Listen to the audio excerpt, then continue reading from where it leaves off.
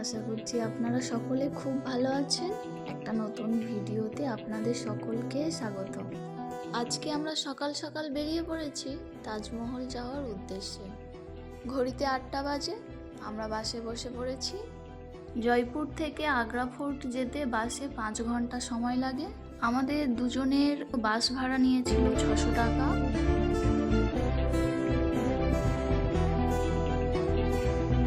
পাহাড় কেটে পাহাড়ের ভিতর দিয়ে এই রাস্তাটা বানানো হয়েছে।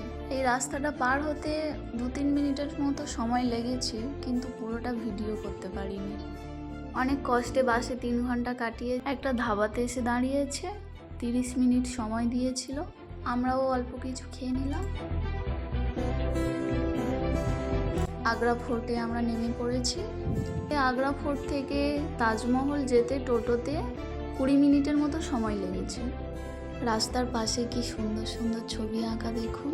পুরো রাস্তাটাই এমন ছবি আঁকা।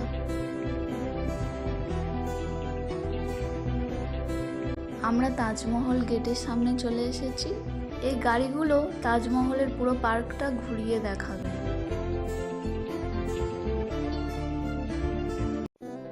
প্রবেশ করার 3টি গেট আছে, ইস্ট, ওয়েস্ট অ্যান্ড সাউথ। আমরা ওয়েস্ট গেট থেকে প্রবেশ করেছিলাম। টিকিট কেটে নিয়েছি।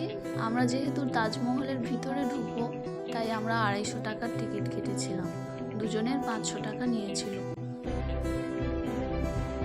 শুনেছি এই ঘরগুলোতে একটা সময় তাজমহল সুরক্ষার জন্য মুঘল সৈনিকরা মোতায়েন থাকতো। চলুন এবার তাজমহলের ভিতরে ঢোকা যাক। এটা তাজমহলের প্রধান প্রবেশদ্বার, যাকে রয়্যাল গেটও বলা হয়। এই প্রবেশদ্বারটা এমনভাবে বানানো, যতটা ভিতরের দিকে ঢুকবেন ততটা তাজমহলকে ছোট দেখায়, এবং যতটা বাইরের দিকে বেরিয়ে আসবেন ততটা বড় দেখায়। এতদিন ফোনে, বইয়ের পাতায় তাজমহলকে দেখেছি, আজকে নিজের চোখে সেই তাজমহলকে দেখছি।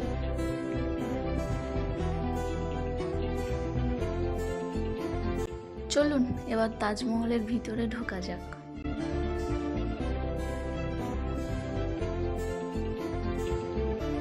তাজমহলকে পরিষ্কার পরিচ্ছন্ন রাখার জন্য এগুলোর ব্যবস্থা।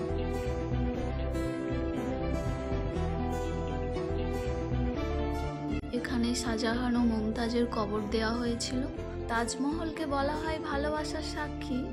ইতিহাসের পাতায় উল্লেখ আছে শাহজাহান মমতাজকে খুবই ভালোবাসতেন। তাদের ভালোবাসার উদ্দেশ্যে 22 বছর ধরেই তাজমহলকে তিনি স্মৃতি হিসাবে বানিয়েছিলেন। চলুন পূর্ব দিকটা আপনাদেরকে দেখিয়ে আনি। তাজমহলের পূর্ব দিকে যমুনা নদীটি বয়ে গিয়েছে।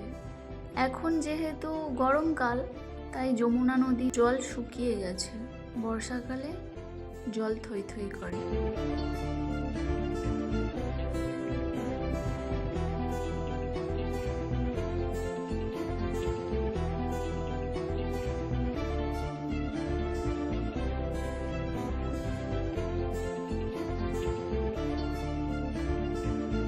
ভিতরে আমরা প্রায় 1 ঘন্টার মতো সময় কাটিয়ে খুব ভালো লাগলো। খুবই শান্ত পরিবেশ, মনোমুগ্ধকর জায়গা। আমরা ওখানে বসে অনেকটা সময়ও কাটিয়েছি। এই ঘরগুলোতে একটা সময় কারিগররা থাকতেন। টানা 22 বছর ধরে এই তাজমহলের নির্মাণ কাজ চলেছিল। সেই কারিগরদের থাকার ব্যবস্থা এই প্রাঙ্গণেই করা হয়েছিল। আমরা মেন গেট থেকে বাইরে বেরিয়ে এসেছি।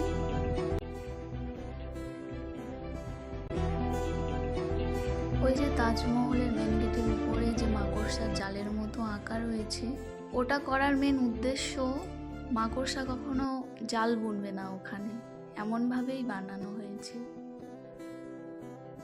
বাইরে বেরিয়ে গেছি। ভিতরে যেহেতু কোনো ব্যাগ অ্যালাউ নেই, তাই ওই কাউন্টারে ব্যাগ জমা রাখা হয়েছিল। বাস স্ট্যান্ডে চলে এসেছি। এই যে আমাদের বাড়ি ফেরার বাহন দাঁড়িয়ে রয়েছে। আমরা বাসে বসে পড়েছি। দাঁড়ান, বাসটা আপনাদের একবার ঘুরিয়ে দেখাই। চলুন ভিডিওটা এখানেই শেষ করছি। আপনারা সবাই ভালো থাকবেন, সুস্থ থাকবেন, সাবধানে থাকবেন। আর ব্লগটা যদি ভালো লাগে একটা লাইক করুন।